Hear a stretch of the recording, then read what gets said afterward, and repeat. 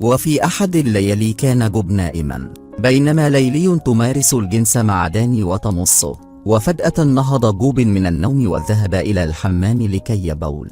بينما كانوا هما هناك وكانوا يختبئون، ولم يكتشف جوب أمرهم ورحل إلى غرفته للنوم. كان داني يتجول في شوارع لندن، وهو يتجول يذهب إلى جانب الحائط لكي يبول. فجأة جاءت الشرطة ووقفت عليه، كانت تريده أن يؤدي ثمن خطيئته لأن ذلك ممنوع في الشارع، لكن داني هرب لهم، وبدأ الشرطي يتبعه لكي يقبض عليه. لكن داني شعر بالعياء ودخل إلى إحدى متاجر الأسماك، وبدأ يتظاهر وكأنه يريد أن يشتري الأسماك.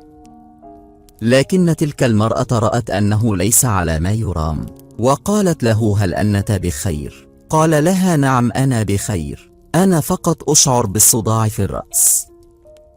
بعد ذلك كان يريد أن يرحل، لكنه رأى أن الشرطي لا يزال في الخارج، وبدأ يتظاهر كأنه مريض، مما أدى تلك المرأة وزوجها أن يأخذان داني إلى منزلهم للاعتناء به. وبينما كانوا يأكلون العشاء بدأ يسألون داني أين يعيش. قال لهم أنه ليس لديه عائلة، وأن أمه ماتت عندما كان صغير. قالت زوجة جوب: امنحه فرصة وتأخذه معك للعمل، ربما سوف يساعدك. يقبل داني العمل مع جوب. في تلك الليلة كان داني ينظف مائدة الطعام، بينما كانت جوب يقرأ الجريدة، وكانت زوجته في الحمام تستمتع تستحم وتغني بعض الأغاني. وعندما انتهت زوجة جوب من الاستحمام وجاء زوجها قال لها أنه سوف يذهب إلى النوم. قالت له زوجته ليلي أنها سوف تبقى لتشاهد فيلمها المفضل مع داني. عندما ذهب زوجها إلى النوم أخذت ليلي داني إلى غرفة التلفاز، وشعلت التلفاز وبدأ يستمتعون وهم يشاهدون التلفاز. وفي الصباح الباكر أخذه جوب معه إلى العمل، وبدأ جوب يري داني كيف يضع الأسماك وكيف يقوم بتنقيتها بينما كان داني يشاهده.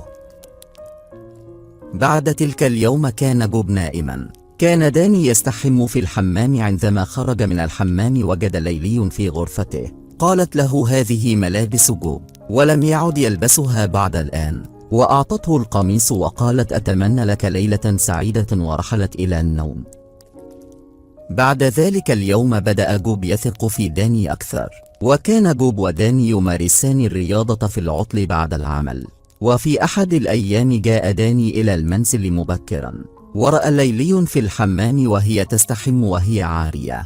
بينما ذهب داني أغلقت ليلي الباب. وفي تلك الليلة جاء رجلين ليسرقوا بضاعة جوب من السيارة، لكن داني رأى ذلك وذهب إليهم وبدأ يتشاجر معهم، ورأى جوب ذلك وجاء وبدأوا يضربونهم حتى هربوا في السيارة. وفي تلك الليلة كانت ليلي تسمع للموسيقى وهي تستحم، وعندما خرجت ليلي من الحمام وجدت داني في المطبخ. جاءت إليه وقالت له: لماذا أنت لست نائم؟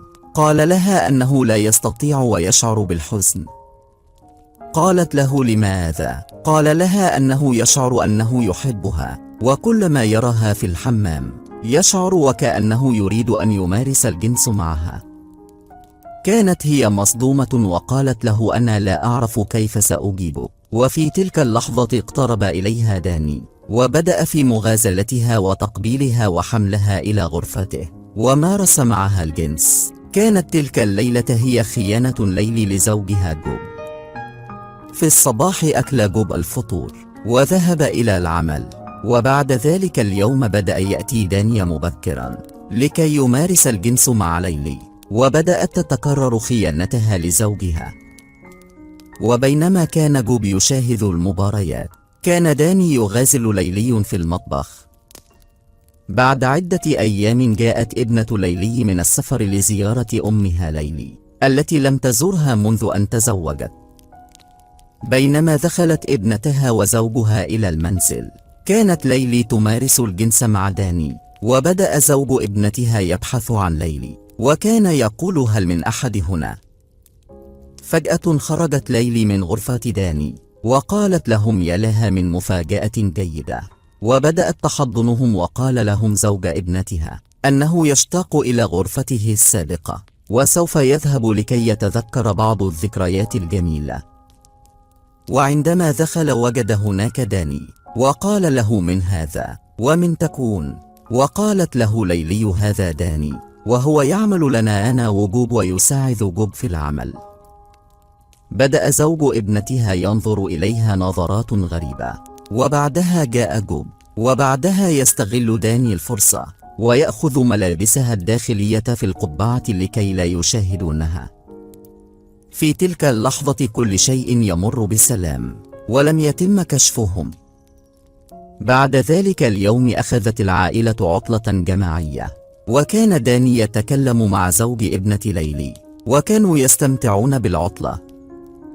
وفي أحد الليالي كان جوب نائما، بينما ليلي تمارس الجنس مع داني وتمصه، وفجأة نهض جوب من النوم وذهب إلى الحمام لكي يبول. بينما كانوا هما هناك وكانوا يختبئون، ولم يكتشف جوب أمرهم ورحل إلى غرفته للنوم. بعد تلك الليلة كان داني ينام وحده، بينما كانت ليلي تنتظر حتى ينام جوب لكي تذهب إليه. وهي تتسلل من الغرفة نهض جوب، قال لها أين ذاهبة؟ قالت له أنها تشعر بالحرارة ونهضت لتفتح النافذة، ورجعت ليلي لكي تنام معه.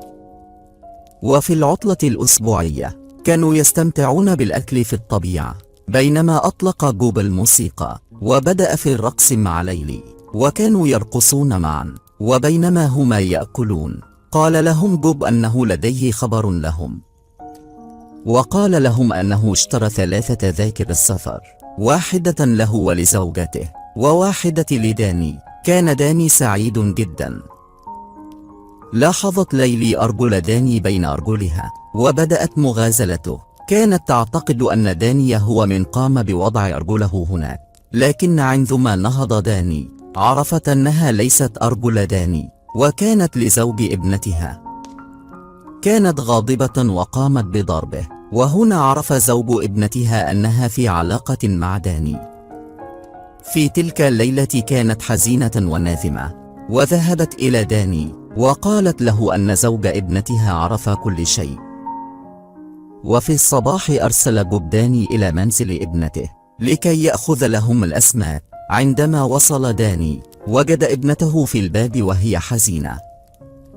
قالت له لنذهب في جولة، وهما يتكلمون قال لها هل هي بخير؟ بعد ذلك اكتشف أن زوجها ضربها ضربا شديدا، وقالت له إنه يظن أنني قد مارست الجنس معك عندما وجدك معي في المنزل لتساعدني وجلبت لي الأسماك. بدأ داني يقوم بتهدئتها، وبعد ذلك يساعد داني ابنة ليلي لكي ترحل عن زوجها. كان زوجها يبكي وحزين، وقال الجوب أنه اكتشف أن ليلي تخونه مع داني. كان جوب مصدوم وهو حزين. كان جوب يحاول أن يقتلهم، وبدأ يتعارك مع داني. فجأة مات جوب بسكتة قلبية. بدأت زوجته تبكي. وفي تلك الليلة كان داني ناذما ويبكي على فعلته الجوب، لأن جوب كان صديقه المفضل. وفي تلك الليلة كان داني يتجول في شوارع وهو حزين. جاء زوج ابنة ليلي وقال له هل أنت سعيد الآن؟ لقد قمت بقتل جوب وتجعلني أعيش بدون زوجتي. بينما كان داني راحل، جاء من ورائه وقام بذبحه بالسكين، ومات داني. لطالما تكون هذه نهاية كل خائن. كانت هذه نهاية فيلمنا. المرجو اشتراك في القناة وتفعيل الجرس لتشجيعنا على المزيد.